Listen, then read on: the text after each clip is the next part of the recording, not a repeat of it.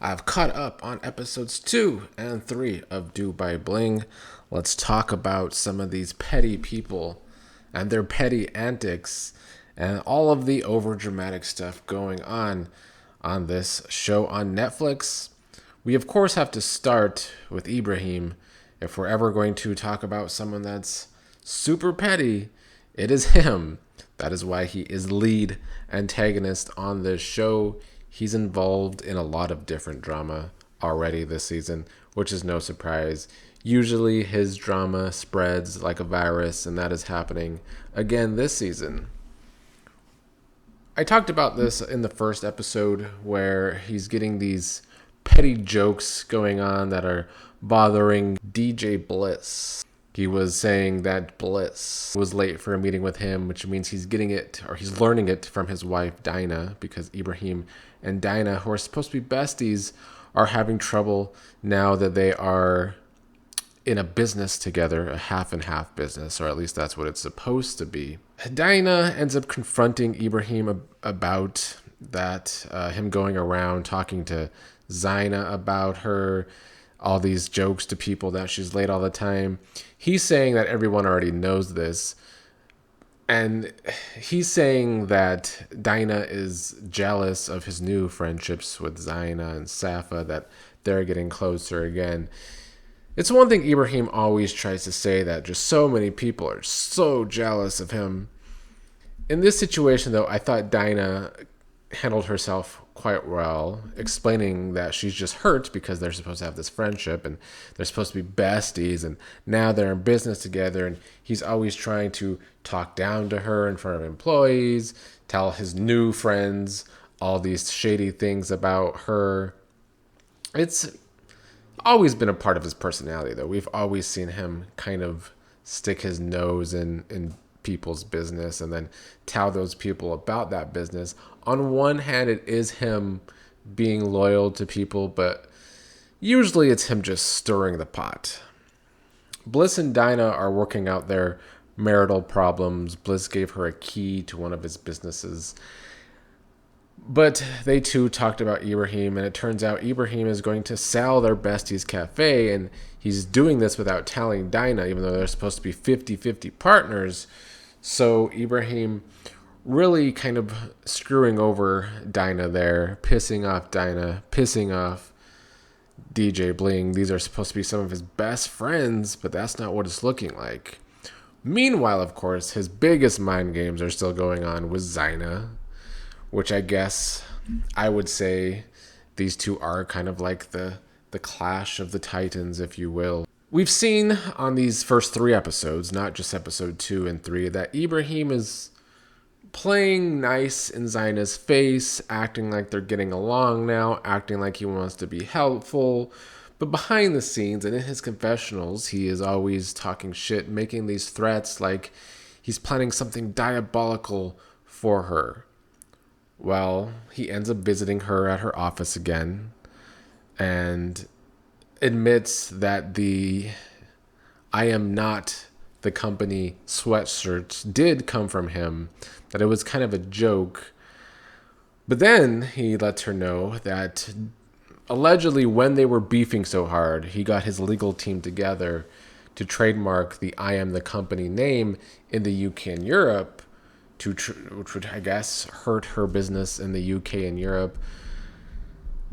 But then he pulls out a transfer paper and saying that he's still trying to play nice. He's going to transfer those legal trademarks to her, even though he's also hanging on to those papers to let his legal team work on it.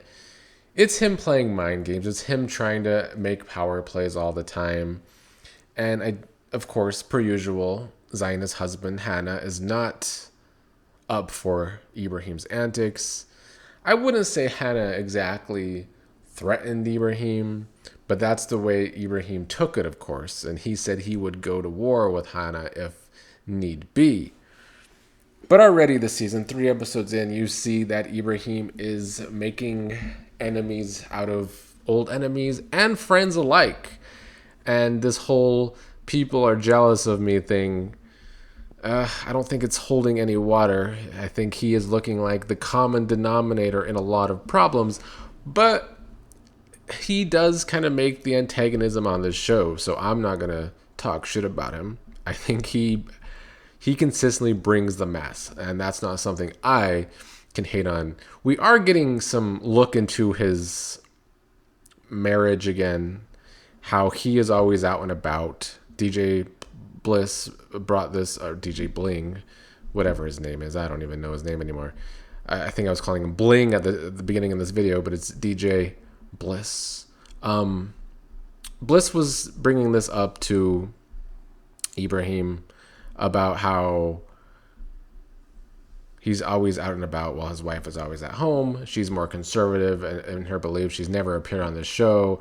According to Zeina, she is real. It's not fake, allegedly, although on this reality show, sometimes these stories seem a bit odd. But I'm assuming this was like an arranged marriage, and they are not exactly compatible from the looks of things. Like, Ebraheem is so out there and in your face all the time, but she's so conservative and not wanting to go out. It's not a good match, and I think they're definitely starting to lay the foundation about that marriage being in trouble. Other troubles going on this show are Joanna, the new face of the show, one of them, and her problems with LJ. Joanna and LJ have had problems for a long time, and before that, though, they were allegedly great friends. Zeina, of course, who's super nosy and always trying to be in everyone's business, has been trying to get down to the bottom of why Joanna and LJ have problems. She thinks it's over a man, but Joanna won't admit that. And in a conversation between Zeina and LJ's acting like she will talk to Joanna, but it's Joanna that doesn't want to talk to her. And she's doing this in public, and she's right. Joanna didn't want to talk to her. But LJ's very good at this technique of manipulation when there's a group of people. She's done this throughout the entire series. And maybe that's why she was such an excellent gold digger as well.